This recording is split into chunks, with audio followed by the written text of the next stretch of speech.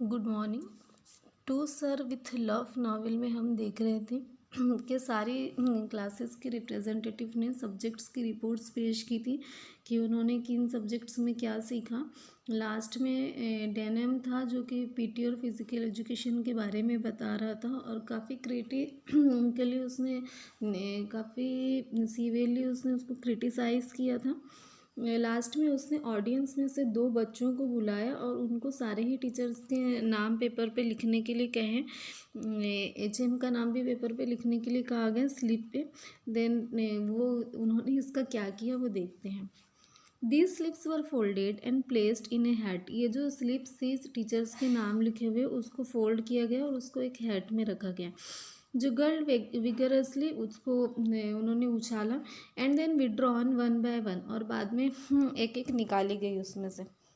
The names were called, क्या नाम थे उस पर लिखे हुए, Mister Western, Mrs Dale Evans, Miss Phillips Denham and Miss Joseph. Let the others off the stage and the teachers took their seats. ये लोग मिस्टर वेस्टर्न, मिसेस डेल सेवन, Miss Philip Denham and Miss Joseph, ये लोग ने अपनी seat संभाली। Then बाकी लोग चले गए। Western began wisely untidy between the two women. इसमें सिर्फ एक मिस्टर वेस्टर्न ही मेल पर्सन थे, बाकी तो सब फीमेल थी। देन द क्वेश्चनिंग बिगेन, सवाल की शुरुआत हुई। लोगों ने ऑडियंस ने अपने क्वेश्चंस पूछना शुरू किए। I believe I would have I believe I would have gone a long way to see what followed. It was an experience which I shall not easily forget.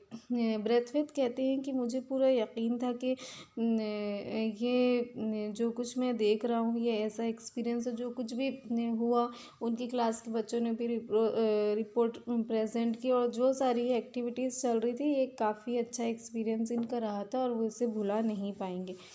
The questions are mostly from the two top classes. जो questions आ रहे थे audience की तरफ से वो mostly जो बड़ी दो क्लासेस थी उन वहाँ से आ रहे थे। Probably because the young children were either too timid or too uninformed to formulate their questions.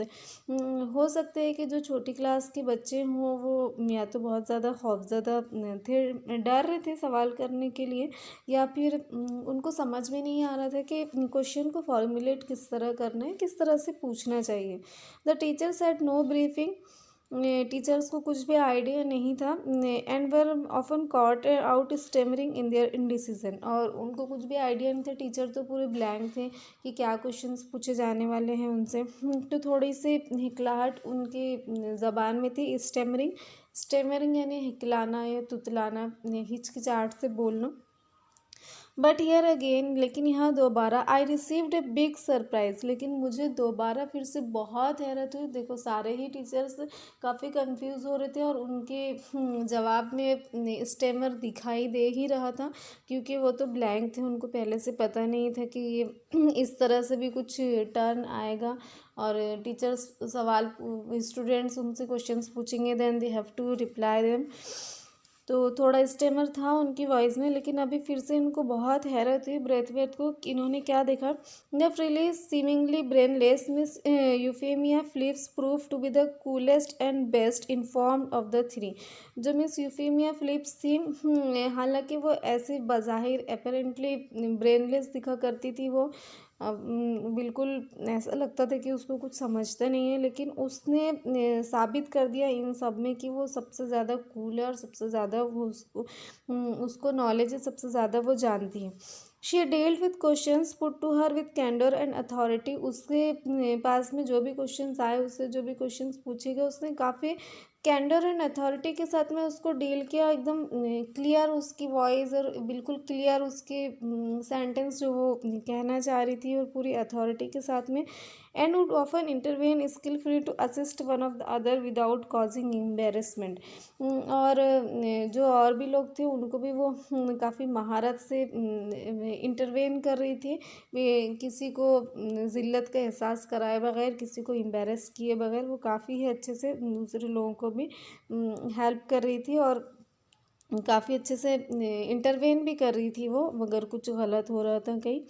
Western cut a very ridiculous figure, जबकि जो वेस्टर्न था वो एक बहुत ही मज़ाहिया सा फिगर लग रहा था। In the face of Denham's blunt criticism and Forman's adroit questioning, जब डेनम ने बहुत ज़्यादा, डेनम तो हमने पहले ही देखे कि वो पीटी के लिए भी बहुत ज़्यादा क्रिटिसाइज़ करा था। देन फॉरमन ऐसे बहुत चालाक या घुमा देने वाले एड्रॉइड क्वेश्चनिंग करा था। He found himself completely nonplussed and try to bluster his way out with a show of offended dignity.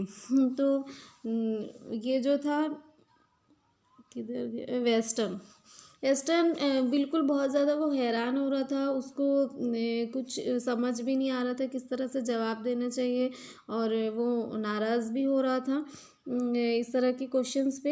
He could not effectively support the PT exercises, और जो वेस्टर्न था उस वो पीटी एक्सरसाइज को बहुत अच्छे से सपोर्ट भी नहीं कर पाया, जिसको ये लोग क्रिटिसाइज़ कर रहे थे। तो अभी टीचर्स का काम था कि वो उसको सपोर्ट करते और साबित करते और बताते कि स्कूल का टाइम टेबल सही है, बट वो नहीं कर पा रहा था। For which he was partly responsible, जिसके लिए वो पार्टली रिस्पॉन्सिबल था, एक हिस्सा उसका भी था किसी हद तक कि वो भी उसके लिए जिम्मेदार था। As having any definite physical advantage, जो कोई बहुत अल्टीमेट फिजिकल एडवांटेज नहीं मिल रहा है वो पीटी की वजह से, तो उसके लिए ये भी किसी हद तक जिम्मेदार था। Denim was a trend boxer, जो डेनम था उसने बॉक्सिंग की ट्रेनिंग ली हुई थी। And is insisted that such exercises were only advantageous if practiced daily and for more sustained periods, और वो इस बात पे जोर दे रहा था कि इस तरह की एक्सरसाइजेज जब भी फ़ायदा देती है जब वो रोज़ाना करवाई जाए और काफ़ी लंबे अरसे तक के हो। PT twice weekly for 20 minutes was a waste of time, जो सिर्फ हफ्ते में 2 दिन पीटी का पीरियड, वो भी सिर्फ 20 मिनट्स के लिए, ये सिवाय टाइम वेस्ट के और कुछ भी नहीं है। ही असर्टेड, वो अपनी बात पे अड़ा हुआ था। Once again Miss Phillips took the reins and her stock promptly shot up 100-fold, दोबारा मिस फिलिप ने बागदौड़ संभाली। ये क्वेश्चनिंग तो मिस्टर वेटसन से हो रही थी और वो काफ़ी इसमें पुअर साबित हो रहे थे, रिडिकुलस थे हो रहे थे वो, ये लोग इनको क्रिटिसाइज़ भी कर रहे थे और ये प्रूफ नहीं कर पा रहे थे, सपोर्ट नहीं कर पा रहे थे। ऐसे में मिस फिलिप ने दोबारा भागदौड़ संभाली और दोबारा उन्होंने वो उसको देखा। She reminded the school that every subject, उन्होंने याद दिलाया, फिर अभी ये खड़े हो गए डेनिम के जवाब देने के लिए और उन्होंने याद दिलाया the school that every subject including PT and games had been carefully considered and fitted into the teaching timetable so that each student received maximum benefits from it. उन्होंने ये याद दिलाया कि स्कूल के जो सारे ही सब्जेक्ट है पीटी समेत इंक्लूडिंग पीटी एंड गेम्स काफ़ी केयरफुली और काफ़ी अच्छे से टीचिंग टाइम टेबल में फिट है, और इस तरह से कि सारे ही स्टूडेंट, हर एक स्टूडेंट इसका ज़्यादा से ज़्यादा फ़ायदा उठा सके। The school with its limited facilities must be considered in terms of the greatest good for the greatest number and it would be beyond anyone's power to please everybody. ये हमको ध्यान रखना चाहिए कि स्कूल में एक लिमिटेड फैसिलिटीज़ है, जितनी भी अवेलेबल फैसिलिटीज़ है कोई लिमिट है उसकी, और फिर इतने सारे लोग हैं सर्व करने के लिए, जिनको सर्व करने इतने सारे स्टूडेंट्स हैं और सारी ही चीज़ों में एक लिमिट है, तो उसके हिसाब से ये तो मुमकिन ही नहीं है, ये किसी की ताकत से बाहर है कि हर किसी को खुश किया जा सके, हर किसी को खुश रखा जा सके, टू प्लीज़ एवरीबडी।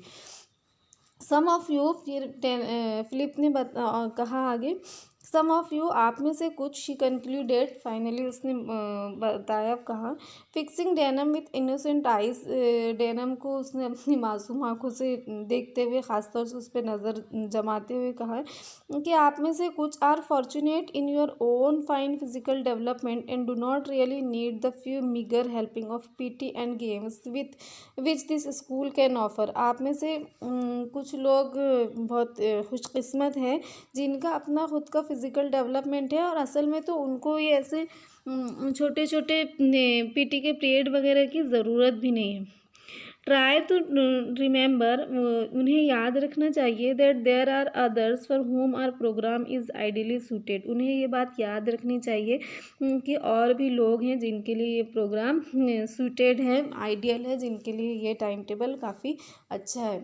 आपका तो फिज़िकल डेवलपमेंट पूरा हुआ है, आपने बाहर से ट्रेनिंग ली हुई है, आपके लिए तो ये छोटी छोटी चीज़ें मायने ही नहीं रखती, लेकिन स्कूल में और भी लोग हैं जिनके लिए ये बहुत आइडियल है, सूटेबल है। It may be that some of you older boys might even be able to help in that respect. हाँ, ऐसा हो सकता है कि आप जैसे कुछ लोग, कुछ बड़े लड़के इन लोगों की हेल्प करें जिनको ज़रूरत है।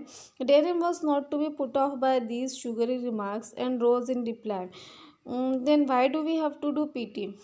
अभी इसको बहुत ऐसे जो बोलते हैं ना कि मखमल में लपेट के बोलना या मिठास भर के कुछ क्रिटिसाइज़ करना, कि तो उसने बिल्कुल इसी तरह तो शुगर ही रिमार्क दिया एक फिलिप ने कि वैसे तो स्कूल में जो ये पीटी के पीरियड होते ट्वाइस ए वीक और 20 मिनट्स के लिए, उसके लिए तो आप जैसे उसकी तो आप जैसे लोगों को ज़रूरत ही नहीं है, आप लोगों का तो फिज़िकल डेवलपमेंट काफ़ी अच्छे से हुआ है।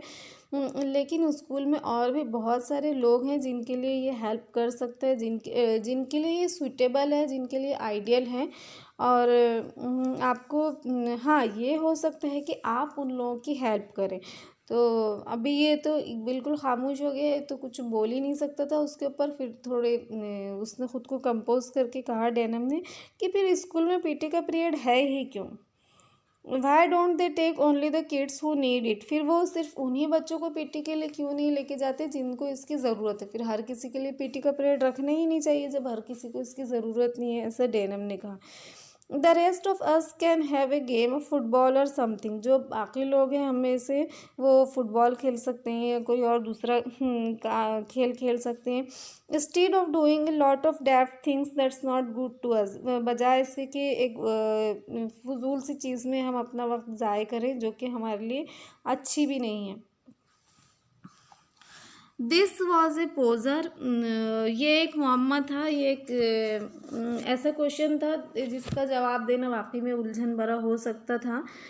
कि उसने बोला कि जब ये बोल रही है कि सारे लोगों के लिए सूटेबल है और कुछ लोग हैं जिनका तो फिज़िकल डेवलपमेंट काफ़ी अच्छे से हुआ है, तो उनको तो उसकी ज़रूरत ही नहीं है, बल्कि जिनको नहीं आता उनकी आप हेल्प करो। तो डेनम उसको बोलता है कि तो ठीक है ना, फिर पीटी का पीरियड सबके लिए रखा ही क्यों गया, सिर्फ जिसको उसकी ज़रूरत है उसको ही ले जाया जाए पीटी के पीरियड के लिए, और बाकी लोग फुटबॉल खेलेंगे या कुछ और करेंगे। तो काफ़ी मुश्किल था इस सवाल का जवाब देना। But she came right back at him, लेकिन वो फिर से उसके तरफ पलटी। Her baby blue eyes twinkling in her delight at this crossing of steps, और उसकी जो बेबी ब्लू आइज थी बहुत चमक रही थी, मतलब उसमें एक कॉन्फिडेंट था आप कह सकते हैं। Let's say it is as much an exercise of the mind as it is of the body Denham. तो वो बोलती है कि मुझे कहने दो कि ये एक माइंड की एक्सरसाइज है और बॉडी की। Denham the whole time table in the school is meant to help you in the world after you leave here. Denham, जो सारा स्कूल का टाइम टेबल है वो इस तरह से बनाया गया है कि तुम जब स्कूल से निकलो, स्कूल छोड़ो, स्कूल की पढ़ाई कंप्लीट होने के बाद, एजुकेशन कंप्लीट होने के बाद दुनिया को फेस करो, तो ये तुम्हारी हेल्प करे। जो स्कूल में टाइम टेबल इस तरह से बनाया गया है। In doing what you are told in spite of not liking it is part of the training. और जो तुम कह रहे हो और ये करना जो तुम कह रहे हो, हालांकि तुम उसको पसंद नहीं करते, ये इसी ट्रेनिंग का एक पार्ट है जो आपको दुनिया में सर्वाइव करने के लिए, दुनिया को फेस करने के लिए ट्रेनिंग दी जाती है। I feel sure that you will see the point in that, मुझे पूरा यकीन है कि आप इसमें पॉइंट देख लेंगे। दैट स्टॉप्ड हिम, और उसने उसे खामोश करवा दिया। Poor Denham knew that he had been outwitted, but he could not nothing about it and sat looking rather रिफुल। अभी डैना खामोश हो गया, उसको समझ में आ गया था कि उसे बिठा दिया गया है, उसको एक घुमा फिरा के जवाब दिया गया है। हालांकि उसका भी क्रिटिसिज्म किसी तरीके से सही था, लेकिन इसने इसको खामोश करा दिया है। तो उसको बैठना ही पड़ा। While Miss Phillips smile broadened, जबकि मिस फिलिप की मुस्कुराहट और चौड़ी हो गई और आखिर उसने इस लड़के को हरा दिया था डिबेट में। वो क्रिटिसाइज़ कर रहा था तो इसने उसको खामोश करवा दिया था, तो इसको और ज़्यादा खुशी तो इसको हो ही रही होगी और एक तंज भी मुस्कुराहट भी आ रही होगी। This freely innocent looking puss had gabbled her canary without leaving the tiniest feather। और ये जो ऐसे बिल्ली की तरह मासूम दिखने वाली लड़की थी, उसने उसको पूरी तरह से घेर लिया था।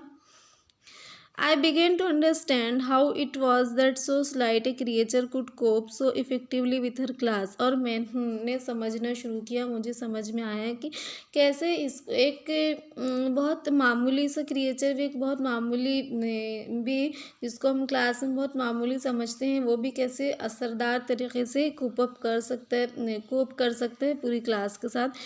सोन आफ्टर दिस, इसके फ़ौरन बाद ही, एज द मॉर्निंग एंडेड, दिन ख़त्म हो चुका था, शाम हो गई थी। The head went on to the stage and close the proceedings. जो HM थे वो स्टेज पर गए, हेड जो थे स्कूल के वो स्टेज पर गए और उन्होंने इस प्रोग्राम का ख़ात्मा किया। Expressing his pride in all the children and his deep appreciation of their efforts. Students की तारीफ़ करते हुए इन्होंने स्टूडेंट्स की तारीफ़ की और उन पर फ़ख्र महसूस किया और अपने फ़ख्र जताया उनके ऊपर। उन्होंने जो सारी कोशिशें की थी इस प्रोग्राम को कामयाब बनाने के लिए, उसके लिए उन्होंने उनकी तारीफ़ की और उसके साथ ही इस प्रोग्राम को ख़त्म किया। तो ये To Sir with Love novel हमारा कंप्लीट हो गया है। इसमें हमने यही चीज़ सीखी है कि सारे ही इंसान के ब्लूप्रिंट सेम होते हैं, सारे ही इंसान एक जैसे, फाउंडर उनका सेम होता है।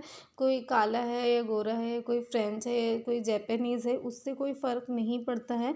दूसरी बात ये कि हम सारे ही इंसान एक दूसरे पर इंटरडिपेंडेंट हैं।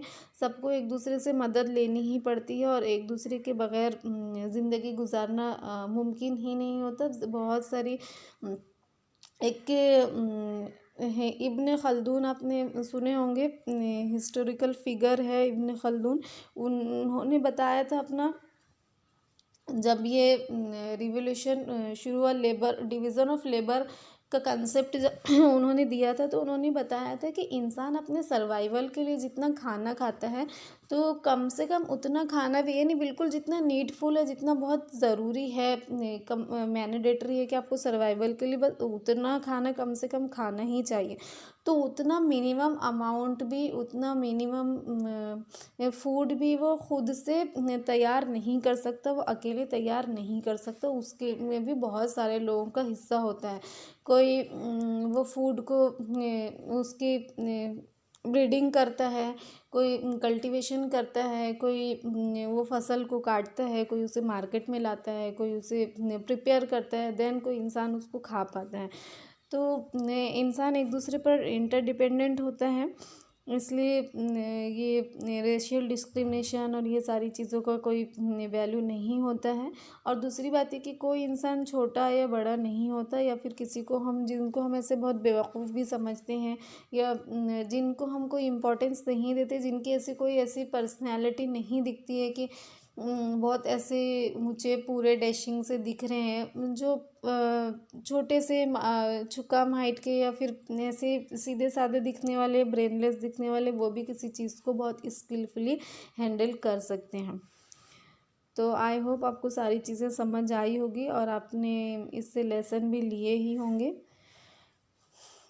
Have a good day.